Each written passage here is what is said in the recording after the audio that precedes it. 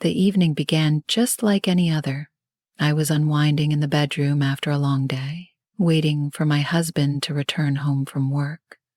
The house was still, with only the faint hum of the air conditioner breaking the silence. To relax, I decided to take a warm bath, my usual retreat from the day's stresses. The bathroom was my safe space, and the soothing lavender scent in the air combined with the heat of the water helped ease my tension. As I sank into the tub and closed my eyes, I knew my husband would be home soon. He often checked on me, sometimes surprising me in the bath when I least expected it. I always found it endearing how he would quietly join me, lifting my spirits even when I felt down. Tonight, I anticipated the same. I heard the door creak open slightly, but didn't look up, assuming it was him. The soft footsteps were familiar, as was the sound of the door clicking shut. I sensed someone approaching, just as he usually did, and my heart started to beat faster, a familiar thrill sparking within me.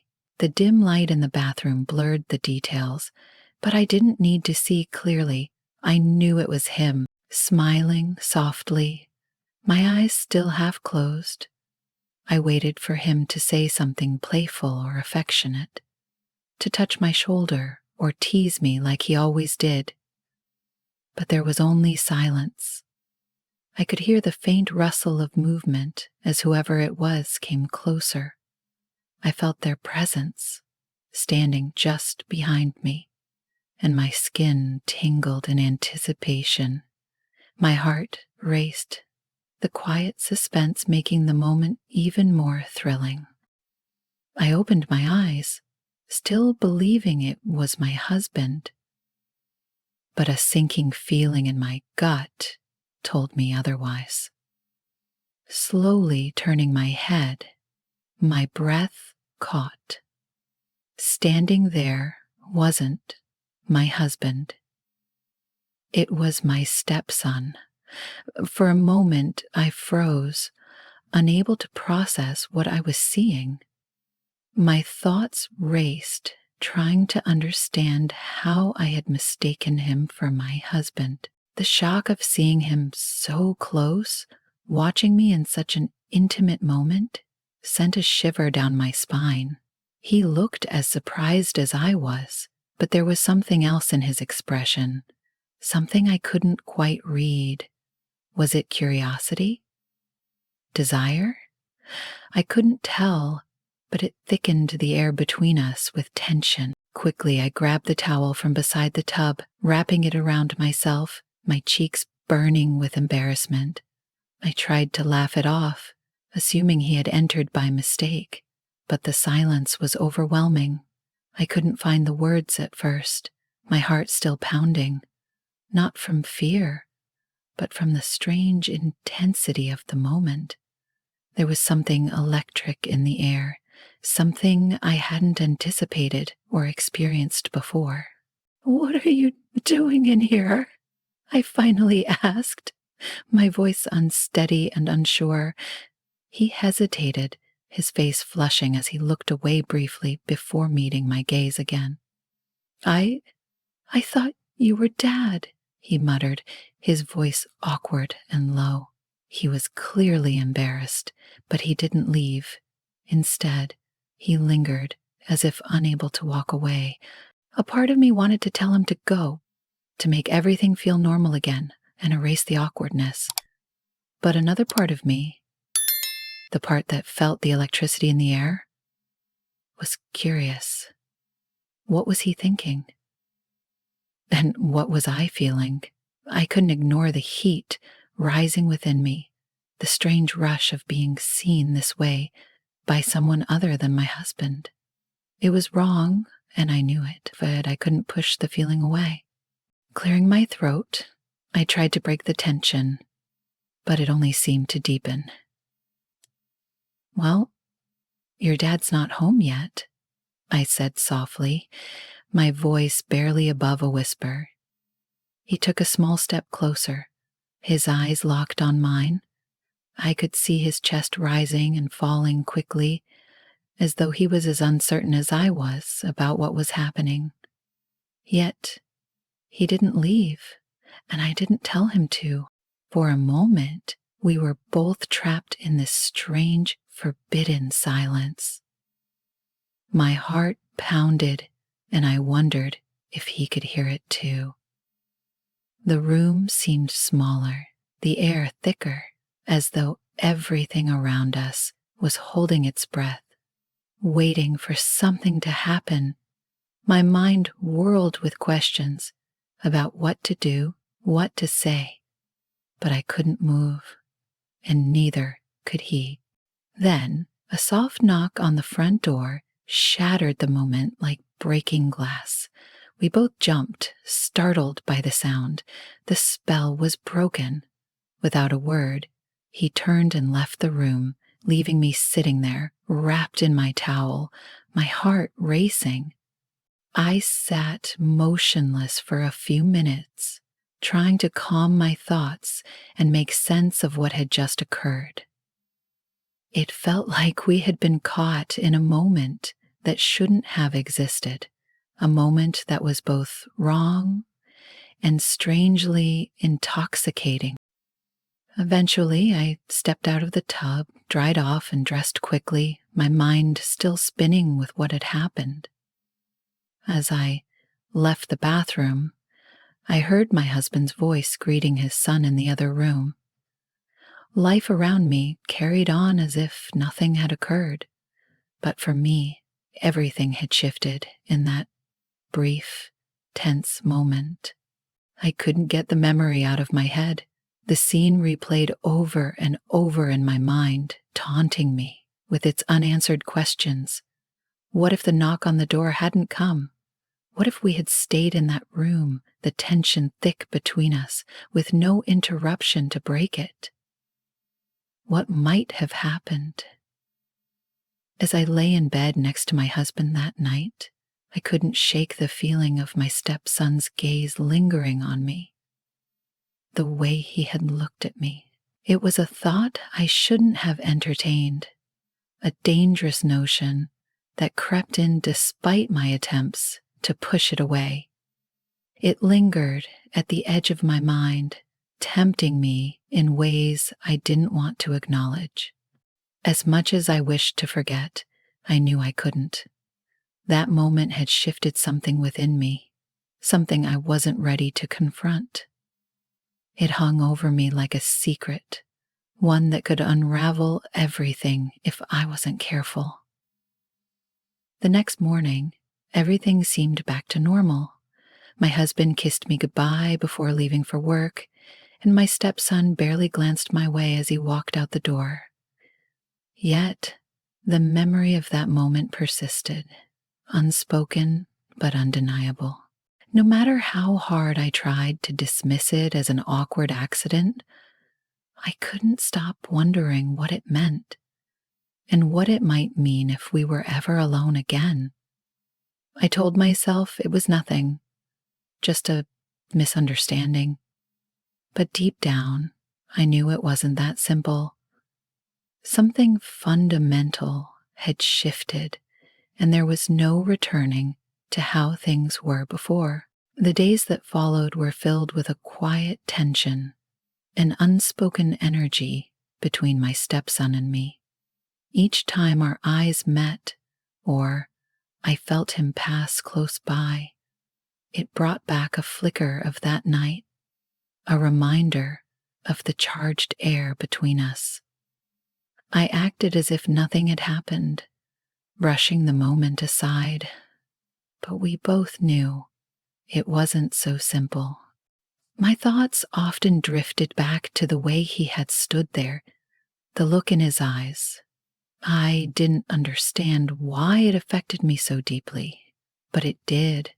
Every time I thought of it, my heart raced and my skin prickled with the memory of the tension that had filled the room. I told myself I had to move on.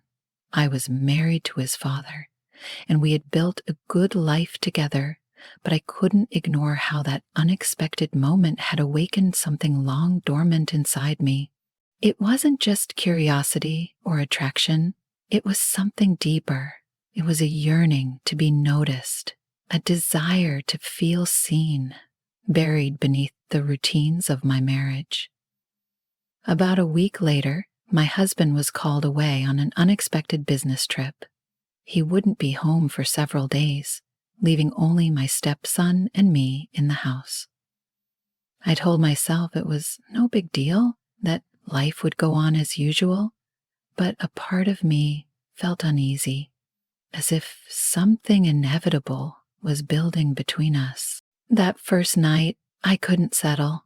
I wandered through the house, trying to distract myself with chores or television, but my thoughts kept returning to my stepson. I heard him moving around in his room, the sound of his footsteps in the hallway, and it made me nervous in a way I hadn't felt in years. Eventually, I retreated to my bedroom, hoping to find some peace and quiet. Lying in bed, I scrolled through my phone, trying to clear my mind, but my thoughts refused to cooperate. I imagined his footsteps outside my door, wondering if he might knock.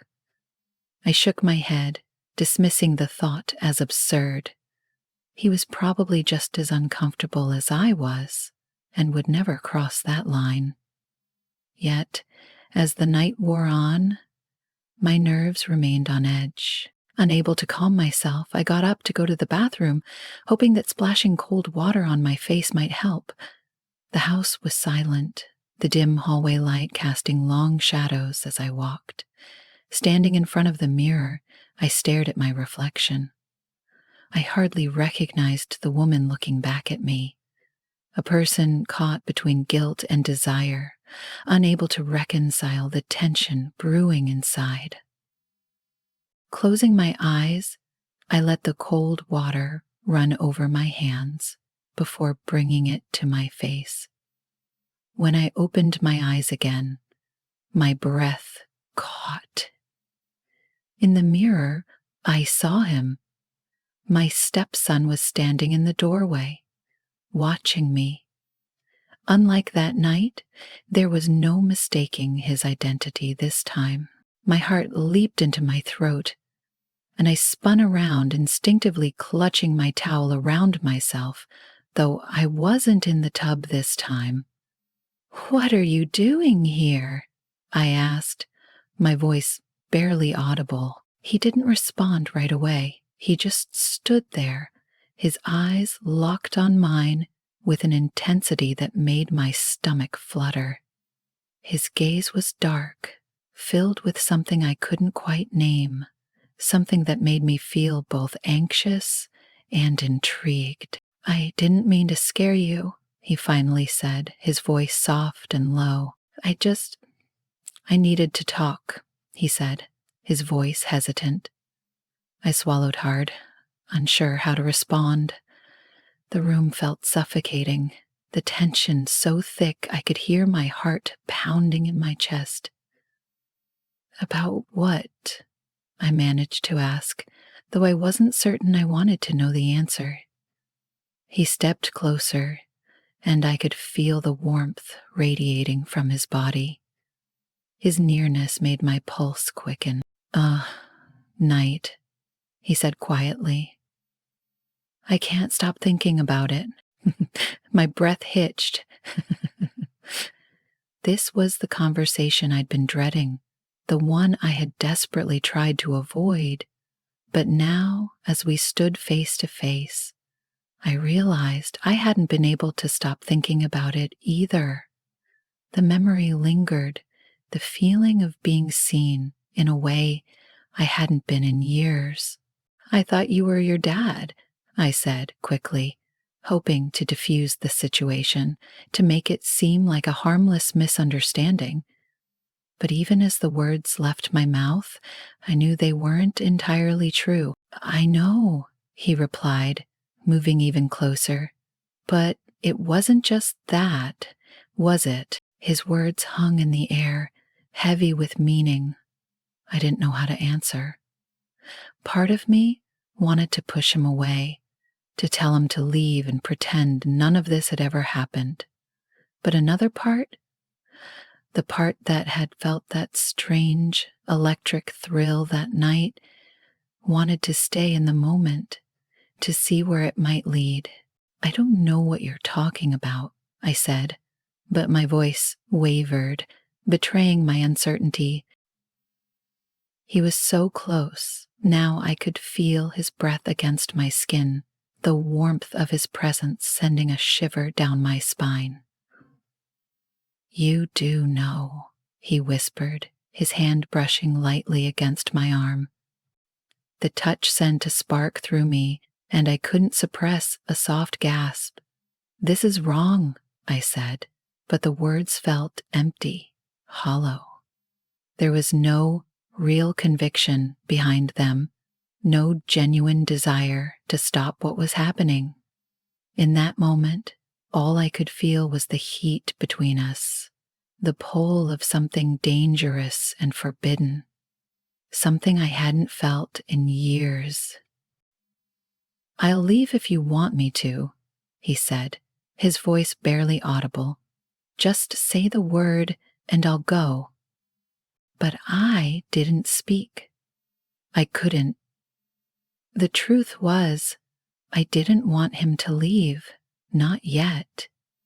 He moved closer still, and the tension between us snapped like a taut string pulled too tight. Before I could process what was happening, his lips were on mine. The kiss started soft and tentative, but quickly grew more urgent, more desperate. My hands gripped the edge of the sink as my body responded to him instinctively. In that moment, all my guilt and confusion melted away, replaced by something raw and primal. It wasn't about the thrill of crossing a boundary. It's stepping into the unknown. When we finally broke apart, both of us were breathing heavily, our faces flushed.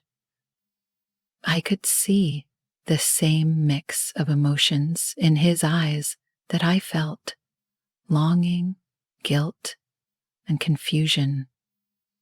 We had crossed a line, and there was no undoing it.